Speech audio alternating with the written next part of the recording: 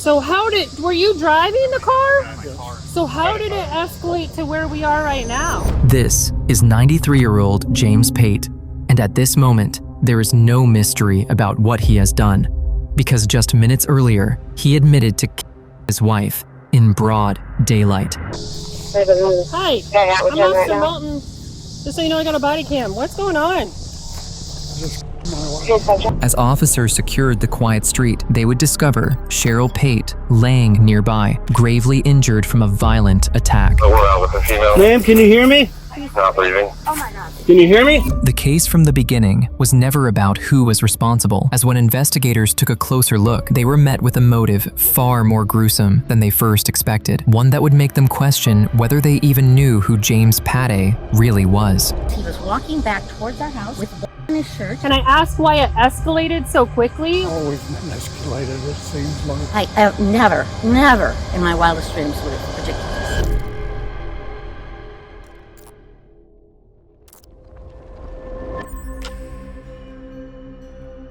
She's trying to get that from him.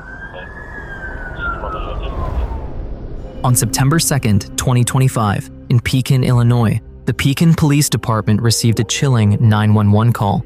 A woman reported that a man was walking around saying he had just killed his wife and that she was lying on the pavement nearby.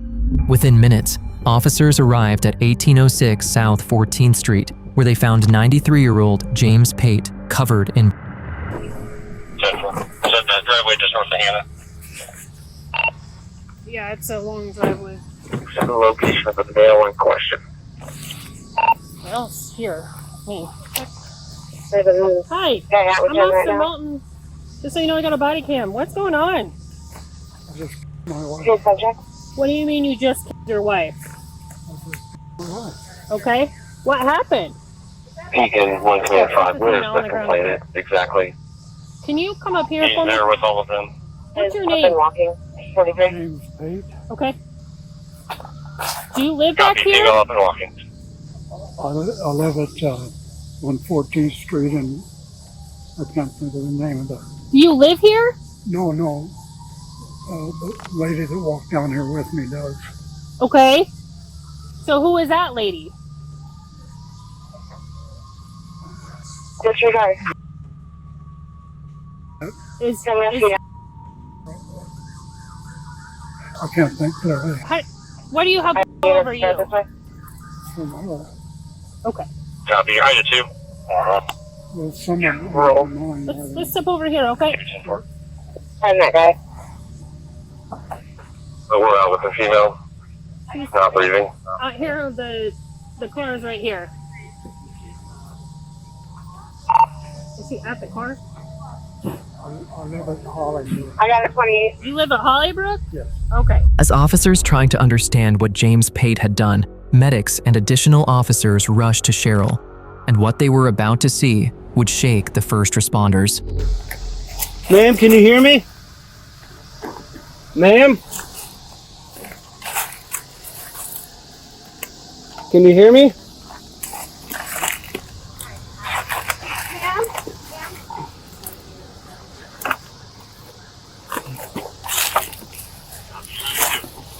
Oh my God. Can you hear me?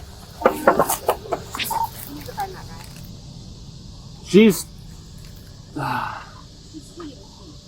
agonal breathing. She's like barely. I need the board, please.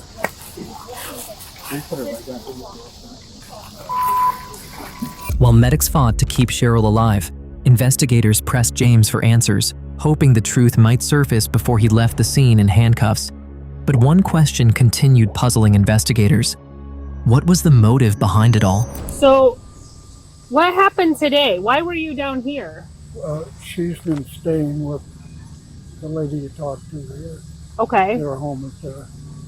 Okay, so she's been staying down here? Uh-huh. Okay. And what's that lady's name?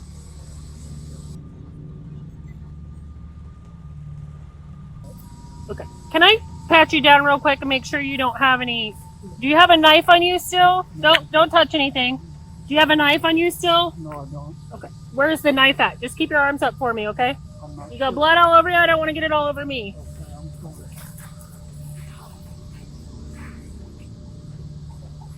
What's in this pocket? I'll get it, but what's in there? I think a phone, I can't remember. So were you driving the car? Yes, Okay.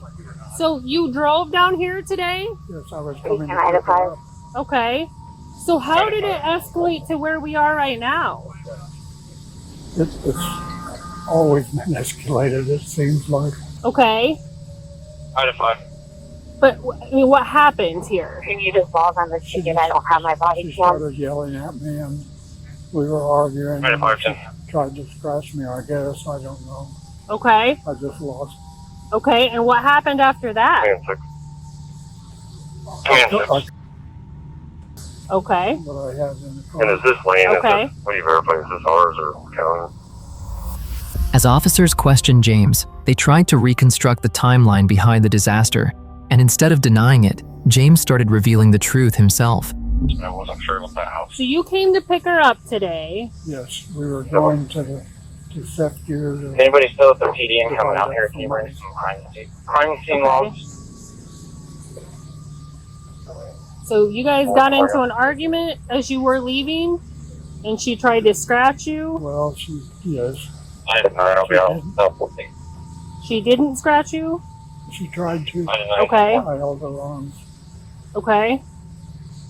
And then you grabbed the knife that was in the car, I did. and you cut her. I hit her first, then I got to the knife. Okay.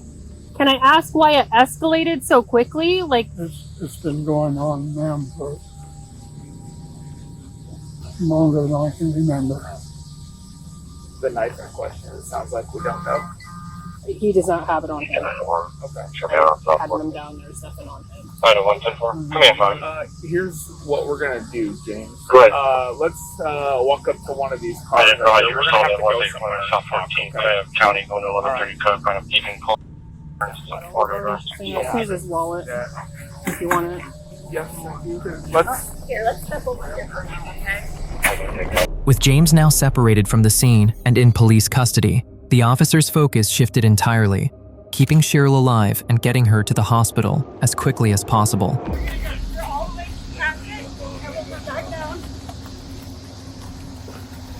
Okay, watch the side.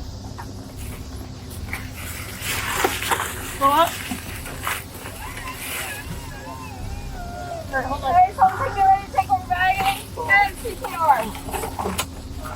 You're going? Where are we going? Okay, Fran. I got you. Alright. They're going to SF. I'm following them for now. Cheryl was now in the ambulance, being rushed to St. Francis Medical Center in an effort to stabilize her condition.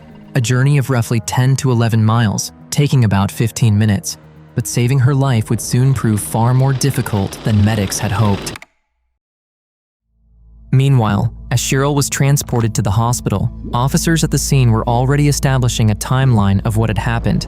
According to James Pate, he had arrived in his red 2025 Toyota to pick Cheryl up from a friend's home, where she had primarily been staying, only occasionally spending nights at his apartment. But as they began to leave, James claimed the two got into an argument. He said Cheryl tried to scratch him, and in that moment, he reacted by grabbing a knife from inside the vehicle before stabbing her multiple times in the throat. And as the investigation deepened, another question emerged. How did the friend know Cheryl had been stabbed? And was she connected to what had happened in any way? As the investigation deepens, Cheryl's friend would reveal further secrets, painting an even darker picture of reality behind closed doors. Yeah, I know Jim. What's They're his friends. name? Jim. Jim Pate. Okay, is he married to her? Let's step Yes, over they're to in the process of a divorce. Okay. And she, oh my, And they, she's out crying. that's okay. I can, Yep. So they came, I'll just ask I didn't realize you were sold in one thing South 14th County. All right. Okay. Yeah, back down. And they came over this morning? She's staying with me. She's been here for a week. I see, okay. I can She take that came over call this for- morning They were going down to the bank Are you to gonna settle follow? Are you some gonna follow the finance ambulance? in pursuant of the divorce. So was he expecting us to come over this Yes, morning? absolutely. Okay. And he honked. I was on the deck with her. She said, "I'll see you after the thing." Okay. And so I thought everything was fine. I was just going to take my dog for a walk. Is this the red Toyota here? Yes, it is. It's still running, and it's going to be a thing. I can do it for him. Her vehicle's the one behind it. Yeah.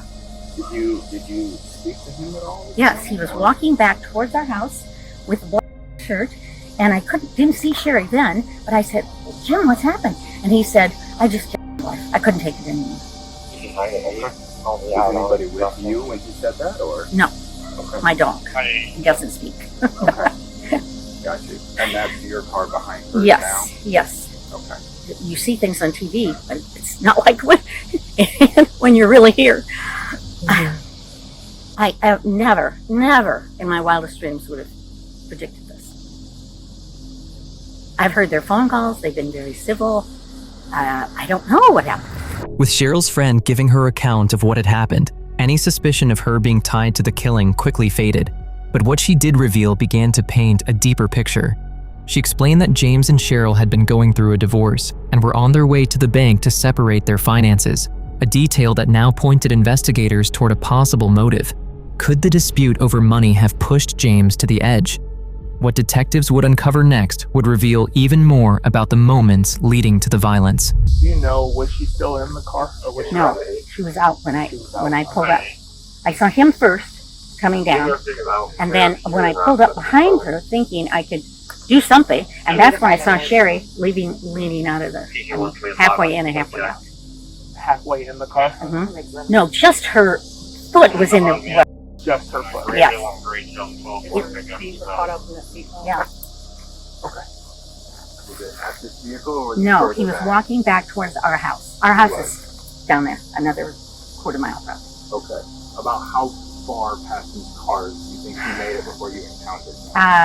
I could see his car clearly, so maybe 20 steps. Okay, so not super far past. No. With Cheryl's friend providing her account, officers at the scene shifted their focus to securing James and preparing to take him to the station to collect his clothing as evidence. But before that could happen, they still needed to locate the weapon used in the attack. And because James had been cooperative with officers from the beginning, they decided to ask him directly.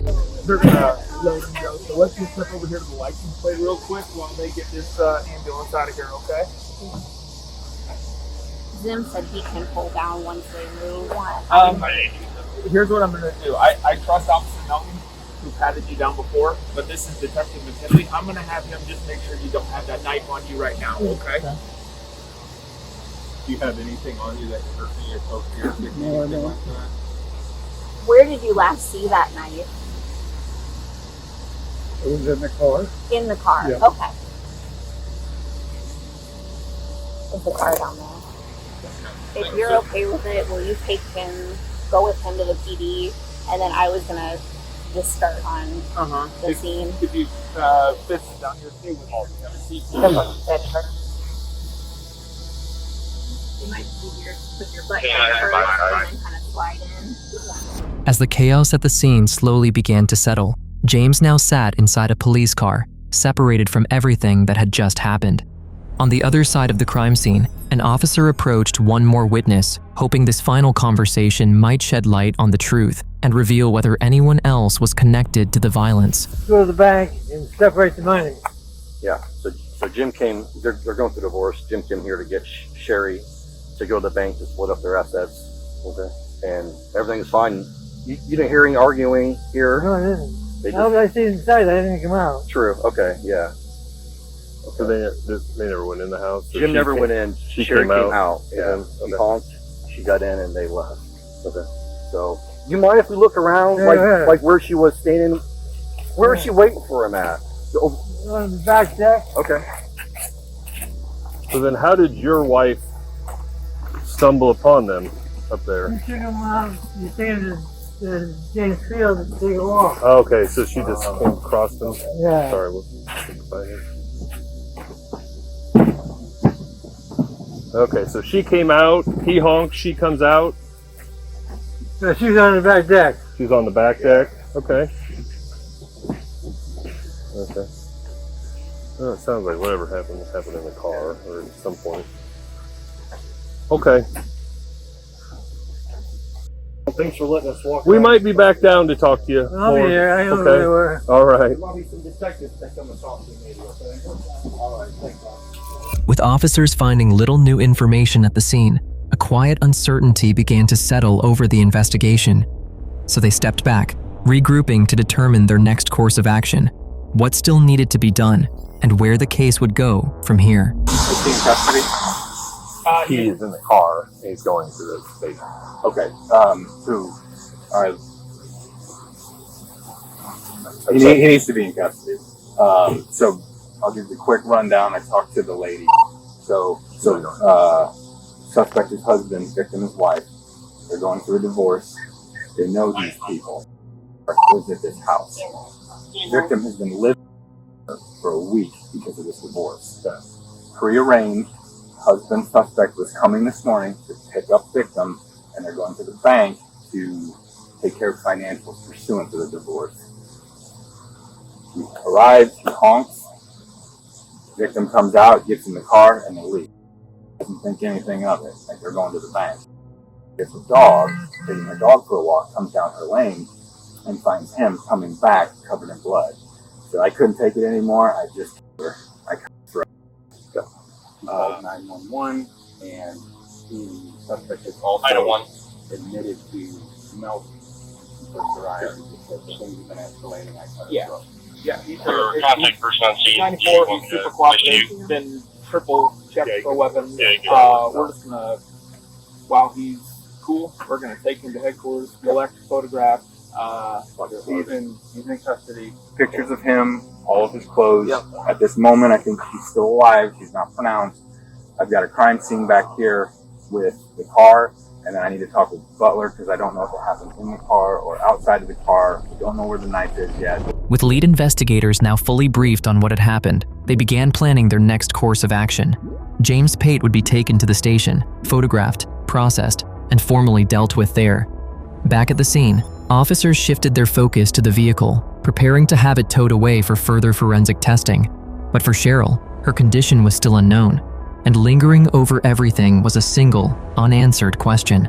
Was she still alive?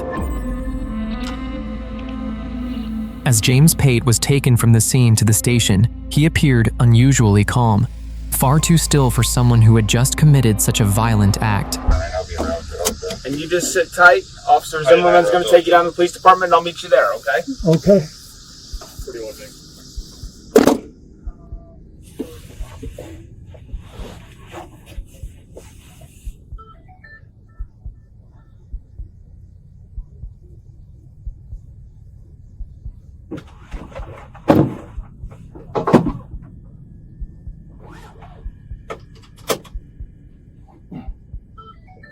Mr. Page, just so you know, everything in here is being recorded, I have to tell you. Okay.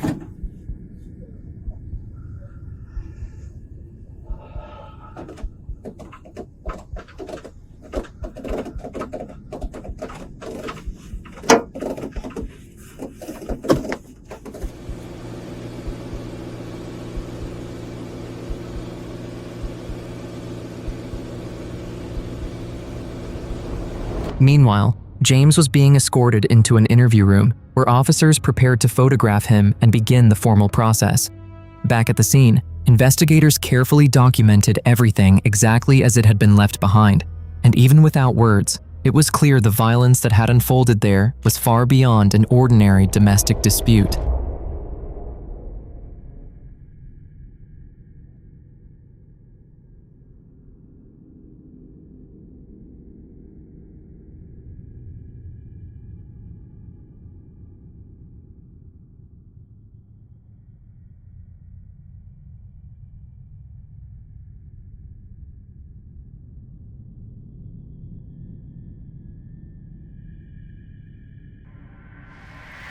As officers finished documenting the scene, a tow truck eventually arrived to remove the vehicle, slowly clearing what remained.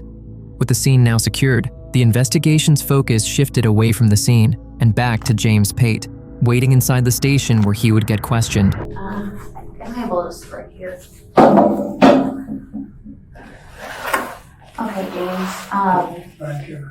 Obviously, because we're at the police department and you're in custody, I have to read you your Miranda warning, okay? If you need anything during this, just let me know, okay? But just kind of be patient with me. But I'm going to try to get this done as quick as possible, okay? Get you changed. Yeah, Do you know where the knife went? I think I threw it. Okay, do you think you threw it in the tree line, or where did you throw it at? I just remember Throwing it? Okay. And then did you drink a bottle of water that would have been outside of the car? Was there a bottle of water in the car that you would have thrown outside of the car? We don't know if it's just trash or if it was something that you left there. I had a bottle of water in there. Okay, I just wanted to make sure. The officer that's out there was asking me, because we just want to make sure that we know everything that's out there. We want to make sure we know where it came from, okay? I'm going to get you some clothes, and then I'm going to have a male officer help get you changed, okay? Okay. At this point, James was briefly questioned about what had happened at the scene, as detectives focused on one critical detail still missing: the weapon.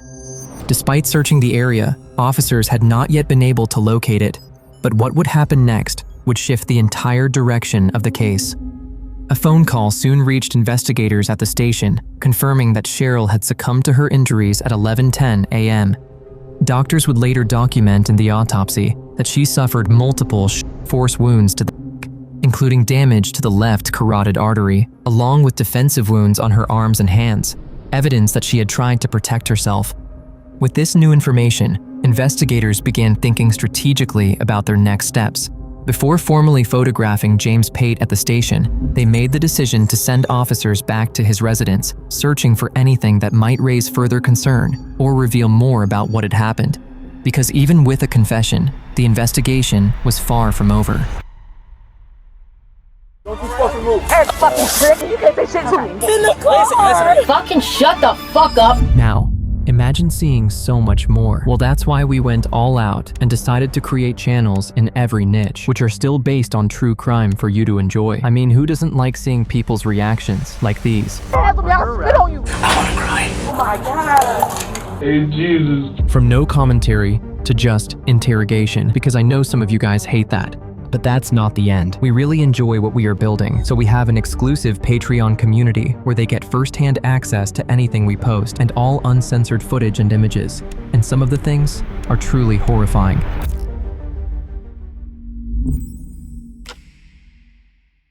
I might do like just a quick walkthrough. My switches will be there here. Okay. There's his phone. Yep.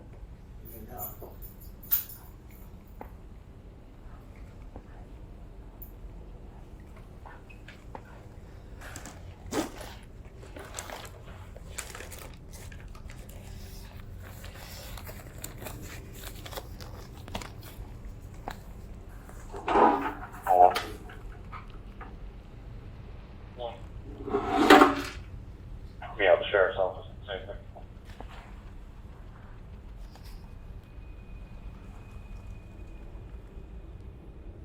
There was an envelope in his bedroom that was sitting next to his bed.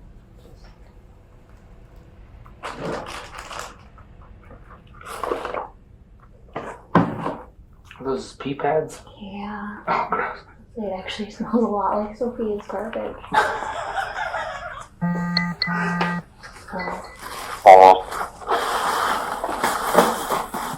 Not moving blanket. Okay, from there, got a recording report.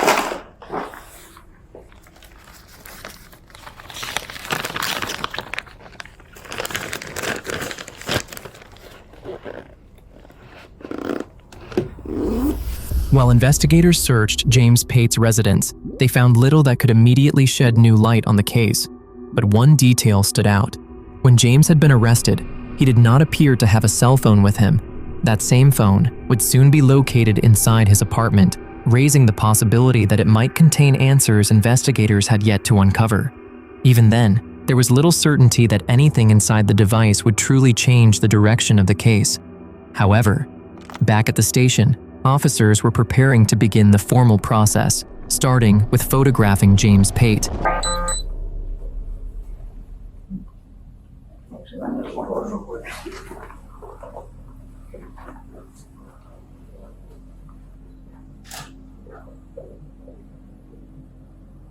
Sorry, it's going to be a lot of pictures, okay?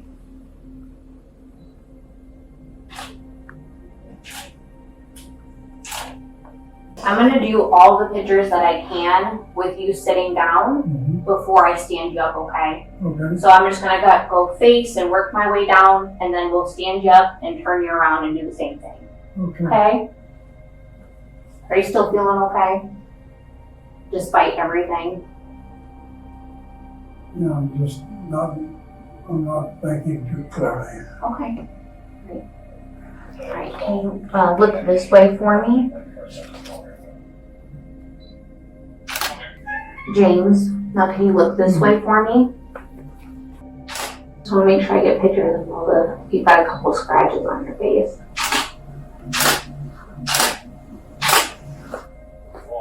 Stay just like that, okay?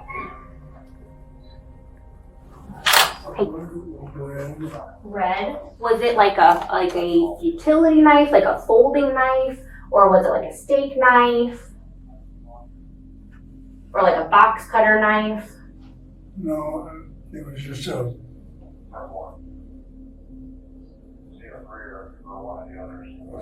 You had to open it. Okay. And when you threw it, because you're kind of right down by that lake. Do you know if you threw it into the lake or if you threw it into the trees? And if you don't know, just let me know. If you don't know, just tell me that. I threw it not toward the lake. Okay. The other way. Okay. As officers photographed James, the formal processing quietly continued.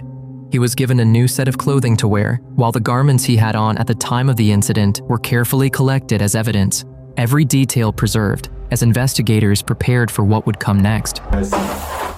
You can have a seat. You can sit down. Oh, okay.